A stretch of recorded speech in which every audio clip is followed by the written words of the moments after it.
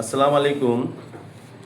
চতুর্থ শ্রেণীর প্রিয় শিক্ষার্থীরা, আজকে তোমাদের সামনে উপস্থিত হয়েছি তোমাদের প্রাথমিক গণিত বইয়ের একটি গুরুত্বপূর্ণ ক্লাস নিয়ে। তোমরা ধৈর্য সহকারে না টেনে সম্পূর্ণ ভিডিওটি দেখবা, তাহলে তোমরা অঙ্কগুলো ভালোভাবে বুঝতে পারবা। আজকে তোমাদের সামনে আলোচনা করব তোমাদের প্রাথমিক গণিত বইয়ের তৃতীয় অধ্যায় গুণ, পেজ নং 48, অঙ্ক নং 5 থেকে 12। তো গুণ করার আগে তোমাদেরকে একটা কথা বলে নিই, তোমরা প্রশ্নগুলো ভালোভাবে বুঝবা, প্রশ্নভাবে পড়ে ভালোভাবে বুঝবা আসলে এটা কী করতে হয়। অনেক সময় গুণ নাকি ভাগ বুঝতে পারো না, কিভাবে বুঝবা যে এটা গুণ নাকি ভাগ। যদি কোনো অঙ্কের মধ্যে এক দেখো, কি দেখো এক, আর ওই একটা যদি অঙ্কের প্রথমে থাকে তাহলে বুঝবা যে ওই অঙ্কটা গুণ করতে হবে। আর যদি এক আছে কিন্তু একটা প্রথমে নাই, এদিকে বা এদিকে আছে, তাহলে ওই অঙ্কটা ভাগ করবা। তাহলে দেখো, চলো আমরা শুরু করি 5 নং থেকে। 5 নং বলছে এক রিমে 500টা কাগজ থাকে, 163 রিমে কাগজে কতটা কাগজ থাকবে। যেহেতু কাগজ চাইছে, আমরা অবশ্যই কাগজটা পরে লিখবো। কাগজটা কি লিখবো পরে, আর রিমটা লিখবো আগে। তো লিখবো এক রিমে কাগজ থাকে 500টা। দেখে দেখে প্রশ্ন, মুখস্থ না, কিছু মুখস্থ করবো না, সব দেখে দেখে। এক রিমে কাগজ থাকে 500টা, এক রিমে কাগজ থাকে 500টা, অতএব 163 রিমে কাগজ থাকে।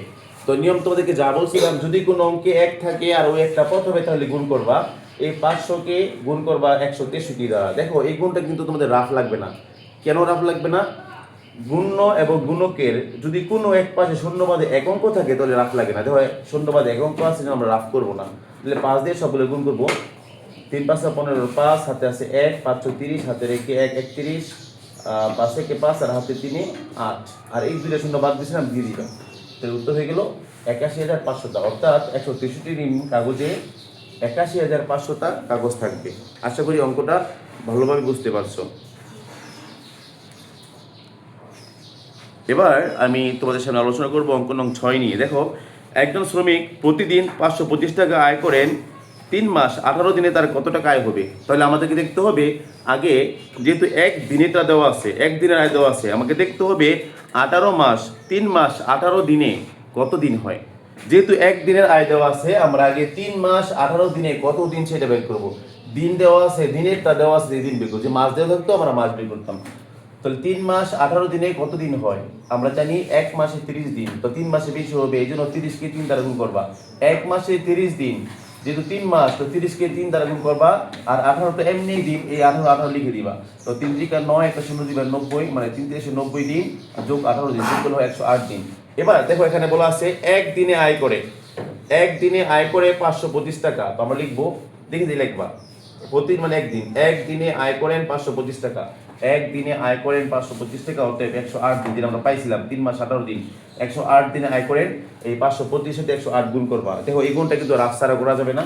আমি রাফটা এখানে করে রেখেছি, তোমরা ভালোভাবে রাফটা করে নিবা। এবং রাফ করার পরে সবচেয়ে গুরুত্বপূর্ণ বিষয় যেটা, গুণ এবং ভাগ ভুল হতেই পারে। এই জন্য গুণ করার পর, রাফ করার পর অবশ্যই আবার রিভাইজ দেবা যে গুণটা হয়েছে কিনা। অনেক সময় তোমরা অঙ্ক ঠিকই থাকে কিন্তু গুণে ভুল করে ফেলো, সেজন্য অঙ্কগুলো নাম্বারটা পাও না। তো পরে উত্তরটা লিখে দিবা যে 3 মাস 18 দিনে সে 56,700 টাকা আয় করেন। আশা করি এই অঙ্কটা বুঝতে পারছো। এবার আমরা যাবো অঙ্ক নং 7-এ। 7-এ দেখো কি বলছে, সাবিহা সেলাই করে প্রতিদিন 650 টাকা আয় করেন, তিনি 235 দিনে কত টাকা আয় করবেন। তাহলে চাই দেওয়া আছে এক দিনেরটা, কত দিনের দেওয়া আছে, তাহলে এটা আমরা অবশ্যই আগে লিখবো। একদিন দিলে আমরা অবশ্যই আগে লিখবো এটা। তো লিখবো আমরা একদিনে আয় করেন, প্রতিদিন মানে একদিন, একদিনে আয় করেন 650 টাকা, অতএব 235 দিনে আয় করেন। একদিনে আয় করেন 650 টাকা, অতএব 235 দিনে আয় করেন। তো নিয়মটা কি বলছিলাম, প্রথমে এক হলেই গুণ, এক আছে এবং একটা প্রথমে থাকলেই গুণ, তো গুণ করবা। এটা যা আছে আগে লিখবা, পরে এটা দ্বারা গুণ করবা। তো এটা রাফ ছাড়া করা যাবে না, আমরা এখানে রাফটা করে রেখেছি। তোমরা গুণটা অবশ্যই রাফ করে আবার রিভাইজ দিয়ে তারপর লিখবা। গুণ করলে হবে 14,02,750 টাকা। আশা করি এই অঙ্কটা বুঝতে পারছো। এবার আমরা চলে যাবো অঙ্ক নং 8। দেখো, 8 নং কি বলছে, 49টি বান্ডেলের প্রতিটি মানেই একটি। তাহলে একটি বান্ডেলে ফুটবল ম্যাচের টিকিট রয়েছে। তো আমরা এত বড় না লিখে ছোট করে লিখবো, প্রতিটি মানে একটি, লিখবো একটি বান্ডেলে টিকিট রয়েছে 500টি। একটি বান্ডেলে টিকিট রয়েছে 500টি। এরকম বান্ডেল আছে মোট 49টি। তাহলে 49টি বান্ডেলে টিকিট রয়েছে। দেখো, এই অঙ্কের নিয়মটা যা বলছিলাম, যদি কোনো অঙ্কে 1 থাকে আর একটা প্রথমে থাকে তাহলে অবশ্যই আমরা গুণ করব। তো এটা যা আছে তাই লিখবা আর এই 49 পরে লিখবা। এটাও কিন্তু তোমাদের রাফ লাগবে না। কিভাবে রাফ লাগবে? তো শূন্যবাদ এক সংখ্যা আছে, এক অঙ্ক আছে, তাহলে 5 নং 35 এর 5 হাতে আছে 4, 4 5 20, 8 24, আর দুটো শূন্য বাদ দিয়েছে দিদি বা 5 হয়ে গেল। তাহলে 49টি মান দিলে টিকিট রয়েছে 24,500টি। এবার আমরা চলে যাব অঙ্ক নং 9। দেখো খুব ভালোভাবে আগে প্রশ্নটা বুঝে নিবা কি বলছে। একটি চকোলেট বাক্সে 250টি চকোলেট আছে, এরূপ 647টি বাক্সে কতটি চকোলেট আছে? দেখো এখানে কিন্তু একটির মান দেওয়া আছে। যদি কোনো অঙ্কে একটার মান দেওয়া থাকে তাকে লিখবা। তো লিখবা একটি বাক্সে চকোলেট আছে। একটি দেখে মস্ত লিখবা, দেখে দিই একটি বাক্সে চকোলেট আছে। দেখো আমি লিখছি একটি বাক্সে চকোলেট আছে 250টি, অতএব যতগুলো বাক্স আছে মোট বাক্স 647টি, 647টি বাক্যের টিকিট রয়েছে। দেখো কোনো অঙ্কে 1 থাকলে আর একটা প্রথমে থাকলে আমরা গুণ করবো। তো 1 আছে প্রথমে আছে, জন্য আমরা গুণ করবো। 250 সাথে 647 আমরা গুণ করে দিব। এটা অবশ্যই তোমাদের রাফ লাগবে, দেখো আমি রাফটা করে রেখেছি, তোমরা ভালোভাবে গুণটা দেখে নিবা। তাহলে উত্তর হবে 1,61,750টি। এবার আমরা যাবো অঙ্ক নং 10। দেখো 10 নম্বর অঙ্কটা। মুহিব সাহেব প্রতি মাসে 335 টাকা সঞ্চয় করেন, তিনি 16 বছরে কত টাকা সঞ্চয় করবেন? এখানে 16 বছরের কথা বলছে, আমাদের দেখতে হবে 16 বছরের মাস কত। তো কত হলো স্যার, আমরা মাস কেন বের করবো, দিন কেন বের করবো না? কারণ এখানে মাসের আয় দেওয়া আছে। দেখো এই যে মুহিব সাহেব প্রতি মাসে সঞ্চয় করেন, তাহলে মাসেরটা যেহেতু দেওয়া আছে আমরা দিন বের করবো না। আমরা কিন্তু ভুল করে অনেক 16 বছরের দিন বের করি না, দেওয়া আছে মাসেরটা, তাহলে মাস বের করতে হবে। তাহলে আমরা প্রথমে বের করবো 16 বছরে কত মাস। দেখো আমরা জানি 1 বছরে 12 মাস, অতএব 16 বছর।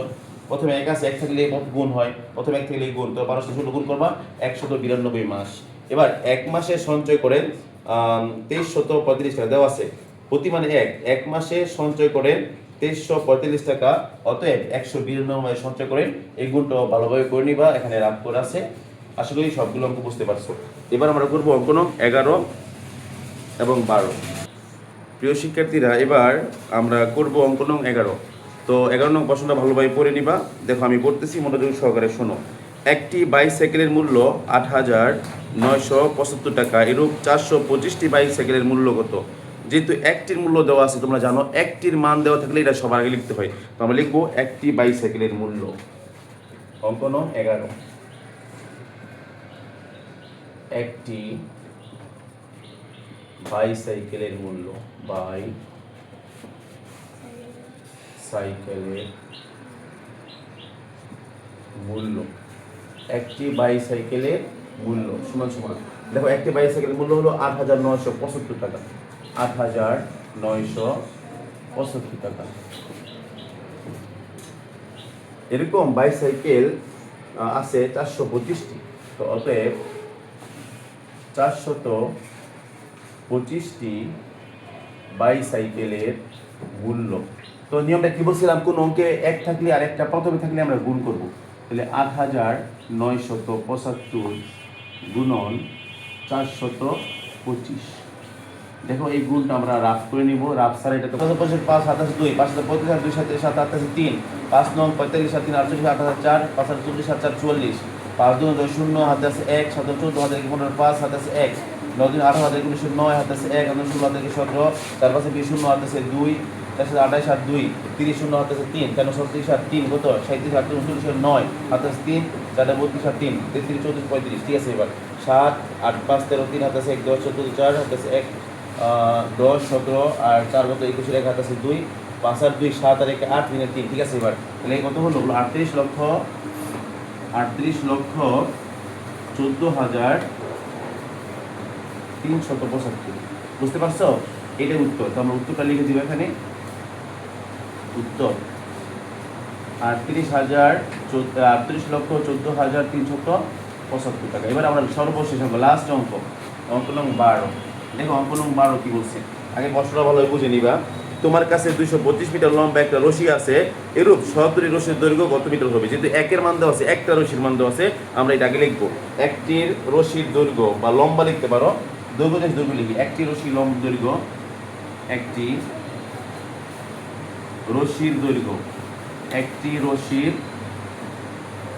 একটি রশির দৈর্ঘ্য কত মিটার বলো তো? একটা রশির দৈর্ঘ্য হলো 250 মিটার। কয় মিটার? এরকম কয়টা রশি আছে? 17টি। অতএব 17টি রশির দৈর্ঘ্য, 17টি রশ্মি দৈর্ঘ্য। নিয়ম কি বলছিলাম, কোনো অঙ্কের মধ্যে এক থাকলে আর এক পথর থাকলে গুণ করবা, তাহলে 250 গুণন 17।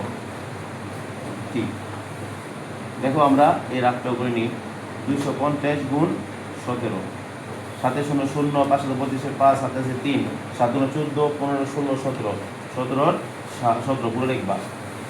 1 শূন্য শূন্য, 5 1 5, 2 1 2, 0 5 17 2 আছে 1 4, 7 শূন্য শূন্য, 5 25 5, 7 আছে 3, 7 দুগুণ 14, 7 দুগুণ 14, 15 16 17 17, আর একদমগুলো যা তাই হয়। ঠিক আছে, আমরা এটা লিখে দিব। তাহলে কত হলো? 4250টি। এটাই উত্তর।